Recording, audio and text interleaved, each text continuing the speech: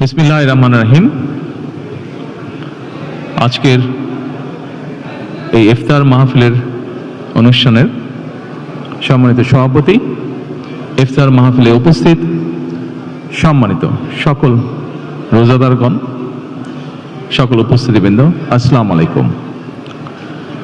প্রথমে আমি বাংলাদেশ জামাতে ইসলাম এবং তার নেতৃবৃন্দকে আন্তরিকভাবে ধন্যবাদ জানাচ্ছি। আজকে আমাকে, আমার সাথে আমার নেতৃবৃন্দকে এবং আমার সাথে আমার সফর সঙ্গীবৃন্দকে এই ইফতার মাহফিলে দাওয়াত দেওয়ার জন্য।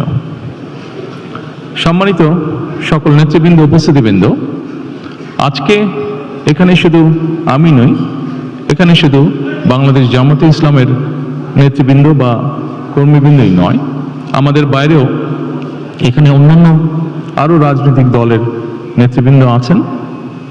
এখানে আরও অন্যান্য সমাজের অন্যান্য বিভিন্ন স্তরের বিভিন্ন সম্মানিত ব্যক্তিবর্গ উপস্থিত আছেন আজকের এই ইফতার মাহফিলে। আজকে আমরা একটি গুরুত্বপূর্ণ সময় সকলে এখানে একত্রিত হয়েছি। দেশের একটি গুরুত্বপূর্ণ সময়। কিছুদিন আগে দেশে নির্বাচন হয়েছে। এই নির্বাচনের মাধ্যমে গণতন্ত্রের যাত্রা শুরু হয়েছে। যে গণতন্ত্রের জন্য বাংলাদেশের মানুষ প্রায় 1 যুগেরও বেশি সময় ধরে অকাতরে জীবন দিয়েছে, বিভিন্ন অত্যাচার, নির্যাতন, গুম, খুনের শিকার হয়েছে। এত ত্যাগের বিনিময়ে আমরা আজকের এই গণতন্ত্রের যাত্রা, যেটি সূচনা হচ্ছে বা হয়েছে নির্বাচনের মাধ্যমে, সেটির সুযোগ পেয়েছি।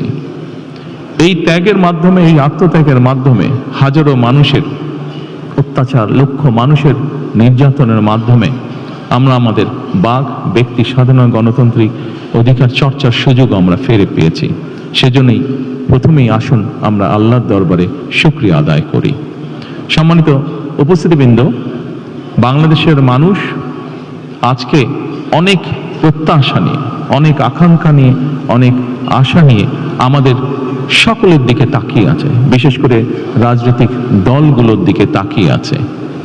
আজকে আমাদের এই ইফতার মাহফিলে আসুন আমরা আল্লাহর নামে শপথ গ্রহণ করি যে আমাদের আগামী দিনের কাজগুলো হবে এই দেশের মানুষের ভাগ্য পরিবর্তনের জন্য। আসুন আমরা আল্লাহর দরবারে সেই রহমত চাই যার মাধ্যমে আল্লাহ আমাদেরকে এই দেশের মানুষের ভাগ্য পরিবর্তনের জন্য, এই দেশের ভাগ্য পরিবর্তনে কাজ করার তৌফিক আমাদেরকে আল্লাহ তাআলা দিবেন। পরিশেষে আমি আবারও বাংলাদেশ জামাতে ইসলাম এবং জামাতে ইসলাম নায়েবে আমির শফিক সাহেব সহ সকল নেতৃবৃন্দকে আন্তরিক ধন্যবাদ জানাচ্ছি আজকে এখানে আমাদেরকে দাওয়াত দেওয়ার জন্য। আসসালামু আলাইকুম।